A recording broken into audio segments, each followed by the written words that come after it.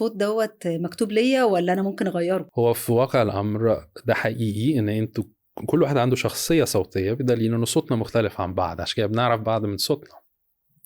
بس ده لا يعني ان احنا ما عنديش مساحه حريه حركه وتغييره، بان انا بطلع منه الوان واشكال ونكهات مختلفه وكلها طالعه مني انا، يعني مش تبقى طالعه من حد تاني. في حاجة اسمها دايما بسمعها يقولك ايه ده صوت مستعار.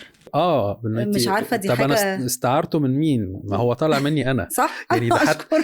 حتى المشخصاتي اللي بيشتغل ان هو يعمل صوت ممثلين وصوت مغنيين، انت بتبقي سامعه ده صوت الفنان عادل امام، في الاخر هو طالع من حنجره هذا الشخص.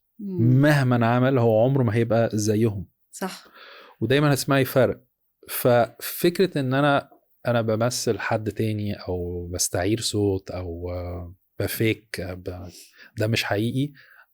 ده اللي مش حقيقي، دي فكرة غير حقيقية، لأنه أنت ليكي شخصية صوتية ومولودة بيها، ولأنك عندك آلة، الآلة دي ليها حجم وشكل معين، رنين صوتك جواها تابع ليكي أنت ومش تابع لحد تاني.